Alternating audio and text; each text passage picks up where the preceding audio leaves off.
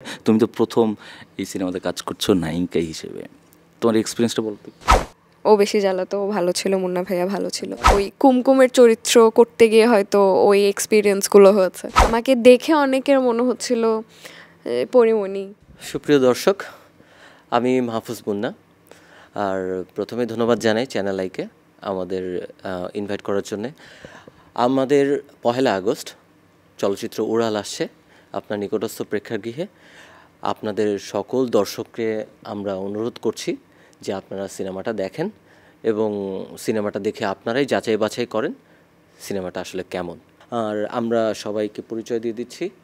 আমি মাহফুজ মুন্না, আমি অভিনয় করেছি মতি চরিত্রে। আমি কাব্যকথা, আমি অভিনয় করেছি কুমকুম চরিত্রে।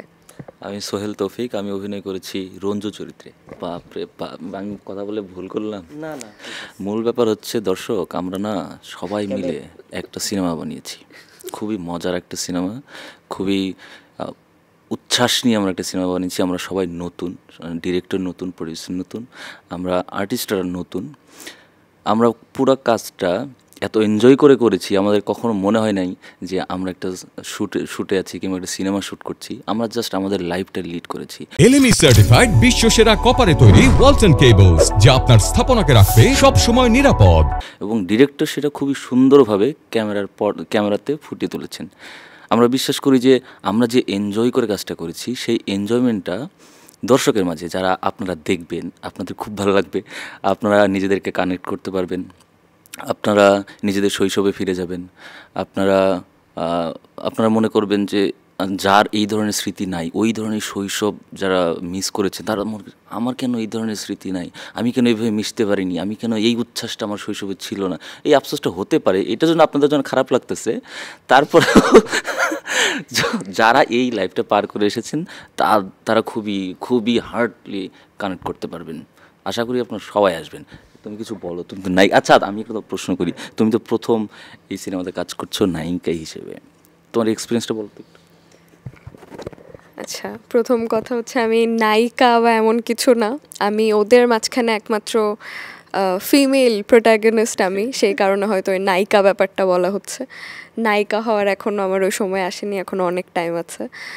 আর এক্সপিরিয়েন্স তো তোমরাই জানো, কারণ তোমাদের সাথেই ছিলাম পুরো সেটে। তো হ্যাঁ, অনেক অনেক জ্বালাতো, ও বেশি জ্বালাতো, ও ভালো ছিল, মুন্না ভাইয়া ভালো ছিল।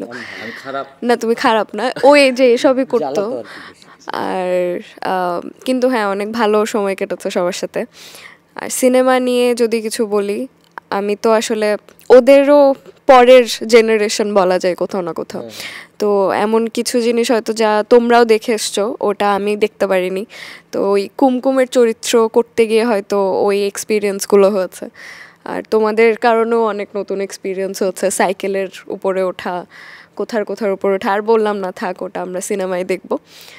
এই আমার একটা প্রশ্ন আছে, জেনারেশনের কথা যেহেতু বলা হয়েছে, তোমার জেনারেশনে যারা আছে জেনজি, তারা আসলে এই সিনেমাটা কেন দেখবে? জেনজি আসলে দেখবে কি না সেটা একটা বিষয়, কিন্তু যদি দেখে, ও কেন দেখবে যদি বলি, আমরা না এখন সবসময় ওই যে একটা 90s টাইমের ব্যাপারগুলো কেমন ছিল বা একটা গ্রামীণ পরিবেশের ব্যাপারগুলো কেমন ছিল, ওগুলো আমরা এখন ফিল নিতে চাই অনেক, সেটা গানের মাধ্যমে হোক বা আফসোসিদের দলে।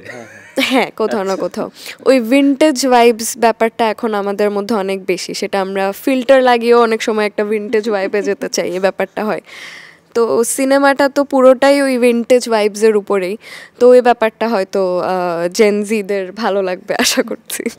আমরা রিয়েল লাইফে যেই মানে জিনিসটা করেছি সেটার সাথে তো এই গল্প কি রিলেট আছে কি নাই? প্রথমে বলি যে আমি তো গ্রামে বড় হয়েছি। আমার একটা সাইকেল ছিল ভাঙা, এটা উত্তরাধিকার সূত্রে আমার বড় ভাই বাসা থেকে চলে যাওয়ার পর সাইকেলটা আমার হয়ে যায়। এবং সাইকেলের ব্র্যান্ড কি সেটাও আমি জানতাম না, খালি জানতাম একটা ফ্রেম, 2টা চাকা আছে। ঠিক আছে, এই সাইকেলটা আমার সঙ্গী। ওই সময় আমার যে বন্ধুত্ব ছিল, আমার ফ্রেন্ডরা ছিল স্কুল কলেজের, তাদের সাথে আমার জীবনের সেরা সময় কেটেছে আমার কাছে যেটা মনে হয়। এবং সেই সময়টাই আমরা এই সিনেমাতে তুলে ধরার চেষ্টা করেছি। এবং প্রত্যেকের জীবনেই যাদের আমি বলি কি, ধরেন প্রত্যেকটা মানুষের জীবনেই বন্ধু থাকে, কারো বন্ধু ছিল, কারো এখন বন্ধু আছে সিচুয়েশন অনুযায়ী, আবার ভবিষ্যতে বন্ধু হবে। প্রত্যেক বন্ধুদের সাথেই যে নতুন নতুন সিচুয়েশন তৈরি হয়, একজন আরেকজনের সাথে পরিচিত হয়, কেমিস্ট্রি তৈরি হয় এবং তাদের বন্ধুত্বের মধ্যে টানাপোড়েন তৈরি হয়, সেই ব্যাপারগুলো আমরা এই সিনেমাতে পাবো। এবং দেখো, তোমার হচ্ছে এখন তো বন্ধু আছে, তোমার এখন যাদের সাথে ঘোরো তাদের সাথে ফ্রেন্ডশিপ আছে, হয়তো 2 বছর আগে তাদের সাথে ছিল না, তাদের তুমি এখন কিন্তু মিস করতে, হয়তো তাদের সাথে এখন তোমার কথাও হয় না। আবার 2 বছর পরে এখন যাদের সাথে মিশতেছো তাদের সাথে হয়তো কথা নাও হতে পারে।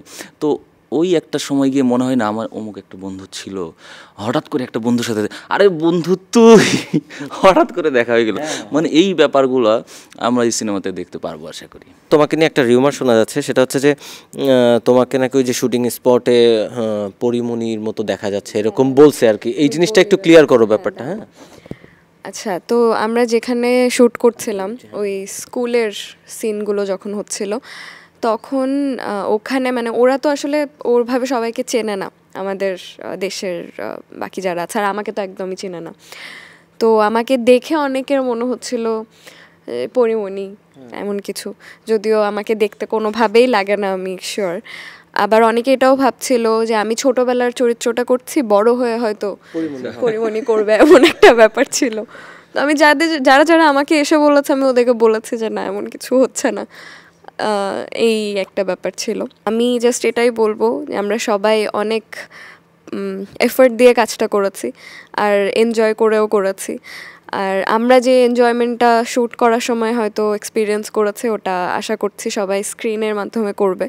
আর যেটা বললাম যে যে যার যার জায়গা থেকে রিলেট করতে পারবে, ওই সময়টা এক্সপিরিয়েন্স করতে পারবে, সব মিলিয়ে ভালো একটা সময় কাটবে সবার, যতক্ষণ সিনেমা দেখবে। আমাদেরও ভালো লাগবে সবার সাথে দেখা হলে।